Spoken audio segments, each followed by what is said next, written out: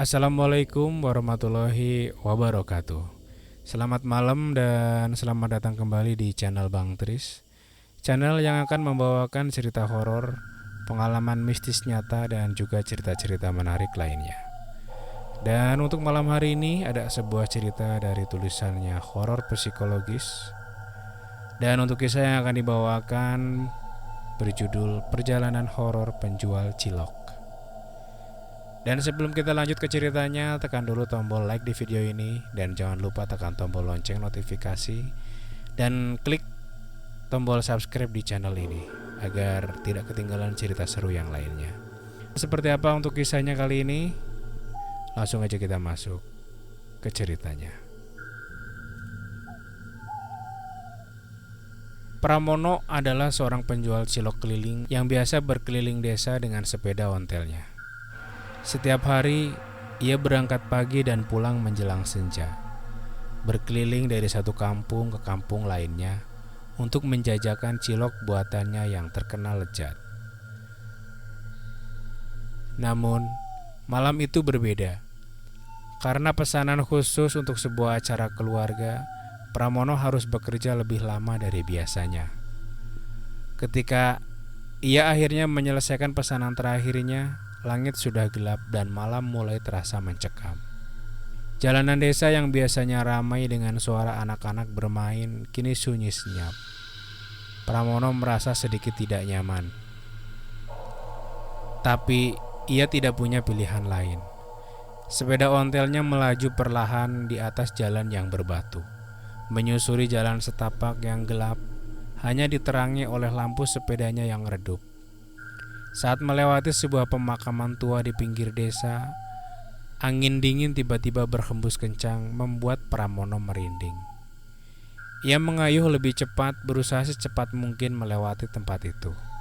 Namun, perasaannya semakin tidak enak ketika ia mendengar suara-suara aneh dari arah pemakaman. Seperti suara langkah kaki yang mengikuti dari belakang, meski ia yakin tak ada orang lain di jalan itu. Ia menoleh ke belakang, tapi tak ada siapa-siapa. Jalanan gelap dan sunyi. Pramono berusaha menenangkan diri, berpikir bahwa itu hanyalah angin atau suara sepeda ontelnya. Namun, suara itu semakin keras, seperti ada seseorang yang benar-benar berjalan di belakangnya, mengikuti setiap langkahnya. Dengan jantung berdebar, Pramono kembali menoleh. Kali ini, ia melihat sesuatu yang membuat darahnya membeku. Di balik kegelapan, di antara pepohonan di pemakaman, tampak bayangan hitam yang bergerak dengan cepat, seolah mengejarnya. Sosok itu tampak lebih jelas setiap kali ia menoleh, semakin dekat dan semakin menyeramkan. Kepanikan, Pramono mulai mengayuh sepeda ontelnya sekuat tenaga, berharap ia bisa menjauh dari sosok itu. Tapi tidak peduli seberapa cepat ia mengayuh, suara langkah kaki itu tetap terdengar, bahkan semakin dekat. Keringat dingin mulai mengalir di pelipisnya, dan Pramono merasa seolah dunia di sekitarnya semakin menyempit. Hanya ada dirinya dan sosok yang mengejarnya. Ketika Pramono merasa tak tahan lagi, ia melihat seberkas cahaya di kejauhan. Itu adalah lampu dari warung kecil di pinggir jalan, satu-satunya tempat yang masih terbuka di malam hari. Dengan sisa-sisa tenaganya, ia memacu sepedanya menuju cahaya tersebut, berharap ia bisa selamat dari kejaran sosok misterius itu. Pramono akhirnya tiba di depan warung kecil yang diterangi oleh lampu minyak. Nafasnya tersegal-segal, dan tubuhnya basah oleh keringat dingin. Tanpa ragu, ia segera masuk ke warung, berharap bisa menemukan perlindungan dari sosok yang terus mengikutinya. Warung itu tampak sepi. Hanya ada seorang wanita tua yang duduk di balik meja, menjual berbagai barang-barang kebutuhan sehari-hari. Wanita tua itu menatap Pramono dengan tatapan aneh, seolah-olah sudah menantinya. "Malam, Nak, kamu terlihat lelah,"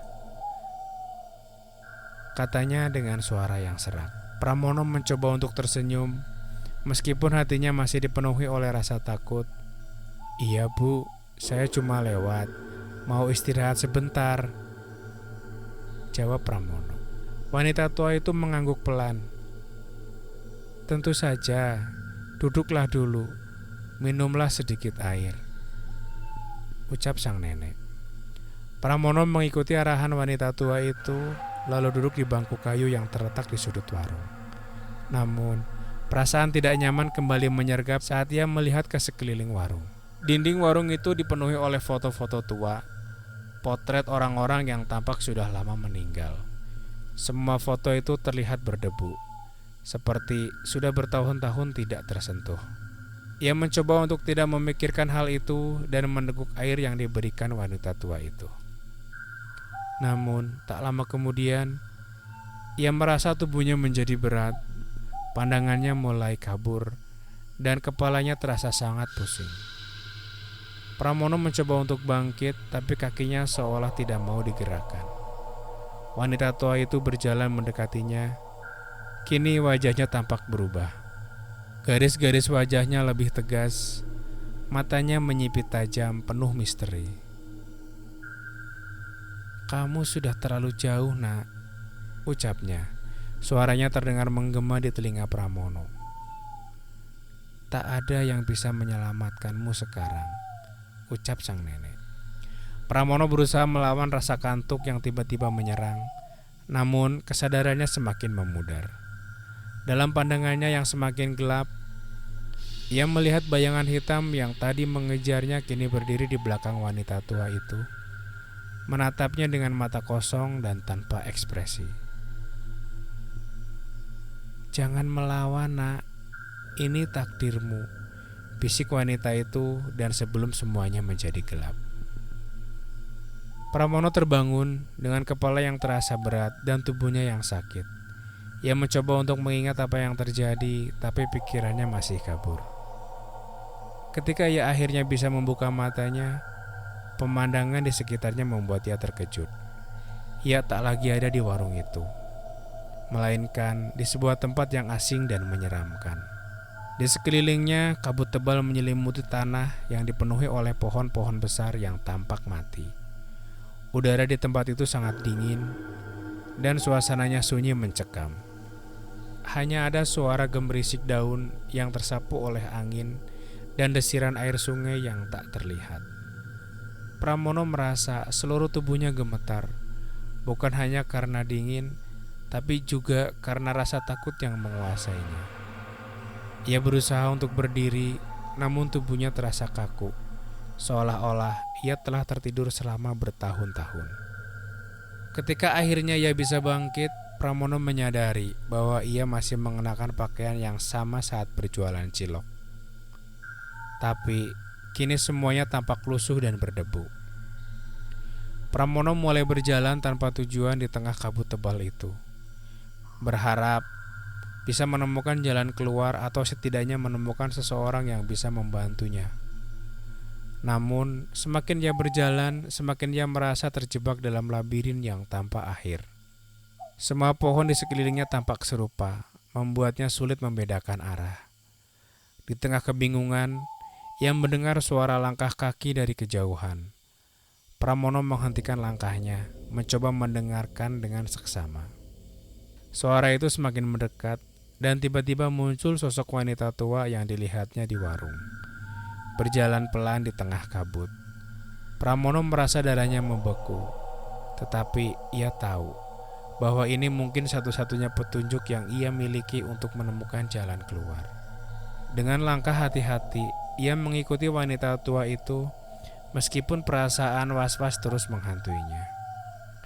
Wanita tua itu berjalan tanpa menoleh, melewati pohon-pohon besar dan melintasi tanah yang terasa basah dan lembek. Pramono terus mengikutinya, tetapi ia merasa seolah-olah mereka tidak bergerak maju. Setiap langkah yang ia ambil sepertinya hanya membawa mereka semakin dalam ke kegelapan. Setelah beberapa waktu, wanita tua itu berhenti di depan sebuah danau kecil yang permukaannya dipenuhi oleh kabut. Ia menatap ke dalam air, sementara Pramono berdiri di belakangnya, tak tahu apa yang harus dilakukan. Danau ini, kata wanita tua itu tanpa menoleh, adalah pintu antara dua dunia kita dan dunia mereka. Kamu bisa melarikan diri, nak, tapi kamu harus membuat pilihan. Apakah kamu ingin kembali atau tetap di sini? Ucap wanita tua itu. Pramono merasa bingung dan takut. Ia tak mengerti apa yang dimaksud wanita tua itu.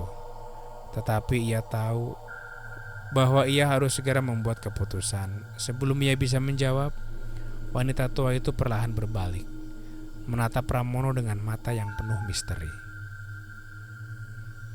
Ini adalah kesempatannya, kata wanita tua itu pelan. Pilihlah dengan bijak. Pramono berdiri terpaku di depan danau yang dipenuhi kabut. Perasaan takut dan bingung bercampur aduk dalam benaknya. Suara gemerisik daun di sekitarnya semakin intens, seolah-olah alam sedang menunggu keputusannya. Wanita tua itu tetap diam, menatapnya dengan ekspresi datar yang sulit dibaca. Tidak ada jalan kembali, nak, kecuali kamu berani mengambil resiko, kata wanita tua itu lagi. Suaranya seolah menyatu dengan angin yang berhembus dingin. Pramono merasa panik, tetapi ia tahu bahwa ia harus membuat pilihan. Apa yang harus aku lakukan? Tanyanya, berharap mendapat jawaban yang jelas. Wanita tua itu tersenyum tipis, sebuah senyuman yang tidak menyenangkan sama sekali. Masuki danau ini, dan jika hatimu benar-benar tulus, kamu mungkin bisa kembali ke dunia asalmu. Tetapi jika tidak, kamu akan selamanya terperangkap di sini, menjadi bagian dari kegelapan, ucap wanita tua itu. Pramono menelan ludah, menatap air danau yang tenang tapi menakutkan. Ia tak tahu apa yang menunggunya di bawah sana, tapi ia sadar bahwa ini adalah satu-satunya cara untuk mengakhiri mimpi buruk ini. Dengan napas yang dalam, ia memutuskan untuk melangkah maju. Ketika kaki Pramono menyentuh air danau, ia merasakan dingin yang menusuk tulang. Namun, ia terus maju, membiarkan tubuhnya tenggelam lebih dalam ke dalam danau. Air yang dingin itu terasa seperti tangan-tangan yang menariknya ke dasar. Semakin dalam dan semakin dalam, hingga akhirnya ia benar-benar tenggelam. Dalam kegelapan bawah air, Pramono merasa terjebak, tak bisa bernafas, tak bisa bergerak. Namun di saat yang sama ia merasakan sesuatu yang aneh. Seolah beban yang selama ini menghantuinya, rasa takut, kebingungan dan keputusasaan perlahan-lahan menghilang. Ia merasa lebih ringan, lebih tenang, dan perlahan-lahan mulai bisa menerima nasibnya. Tiba-tiba cahaya terang menyilaukan mata Pramono. Ia merasa tubuhnya diangkat ke atas keluar dari kegelapan. Ia terbangun dengan terengah-engah, mendapati dirinya tergeletak di tepi danau, basah kuyup tapi hidup. Wanita tua itu berdiri di dekatnya, tersenyum dengan penuh arti. Kamu telah membuat pilihan benar, nak. Sekarang pergilah, dunia asalmu menunggumu. Dengan tubuh yang gemetar, Pramono bangkit dari tanah basah di tepi danau. Perasaan lega bercampur kebingungan melingkupi dirinya. Apakah ini benar-benar akhir dari mimpinya yang buruk, atau justru awal dari sesuatu yang lebih menakutkan? Ia tak bisa membedakan lagi. Wanita tua itu mengisyaratkan Pramono untuk mengikuti jalannya. Kali ini ke arah yang berbeda. Tanpa ragu, Pramono mengikuti meskipun hatinya masih dipenuhi oleh rasa takut. Jalan yang mereka lalui tampak familiar, tapi ada yang berbeda. Suasana yang sebelumnya mencekam kini terasa lebih tenang, meski tetap diselimuti misteri. Setelah berjalan selama beberapa waktu, mereka tiba di sebuah jalan setapak yang Pramono kenali sebagai jalur menuju desanya. Wanita tua itu berhenti dan menatap Pramono dengan tatapan lembut. Ingat, nak, apa yang kamu alami malam ini adalah perjalanan hidup. Jangan pernah lupa akan keberanianmu dan teruslah berjalan dengan hati yang ringan, ucap wanita tua itu. Pramono mengangguk meski pikirannya masih dipenuhi banyak pertanyaan. Ia ingin bertanya lebih banyak, tetapi ketika ia menoleh ke arah wanita tua itu, sosoknya sudah menghilang. Seolah-olah dia tidak pernah ada. Dengan perasaan campur aduk, Pramono melanjutkan perjalanannya kembali ke desa. Saat dia mengayuh sepeda ontelnya, jalanan yang tadinya tampak gelap dan menakutkan kini mulai tampak normal, lebih hidup. Cahaya dari rumah-rumah desa mulai tampak dari kejauhan, memberikan harapan bahwa ia benar-benar telah kembali. Ketika Pramono akhirnya tiba di rumah, ia disambut oleh keluarganya yang khawatir. Mereka bertanya-tanya kemana saja Pramono pergi dan mengapa ia pulang sangat terlambat. Pramono hanya tersenyum, merasa bersyukur bahwa ia bisa kembali dengan selamat. Meskipun ia tahu bahwa tidak ada yang akan percaya cerita yang ia alami, ia tetap bertekad untuk tidak melupakan perjalanan berharga malam itu. Keesokan harinya, Pramono kembali menjalani rutinitas sebagai penjual cilok keliling. Namun, kali ini ia lebih berhati-hati dalam memilih rute yang akan ia lalui. Tidak peduli seberapa jauh atau seberapa banyak yang ia jual, ia tidak akan pernah lagi melewati jalan yang sama saat malam tiba. Perjalanan horor yang dialaminya menjadi sebuah pengingat bahwa ada kekuatan yang lebih besar di luar sana. Sesuatu yang tidak selalu bisa dijelaskan dengan akal sehat. Dan setiap malam ketika ia melewati jalan yang pernah membawa kengerian itu, Pramono selalu menundukkan kepalanya, berdoa agar dirinya selalu dilindungi dari kegelapan yang mungkin bisa mengintai di baliknya. Karena ia tahu, dalam kehidupan ini, tidak semua hal bisa dilihat dengan mata, dan tidak semua kegelapan bisa dilalui dengan aman.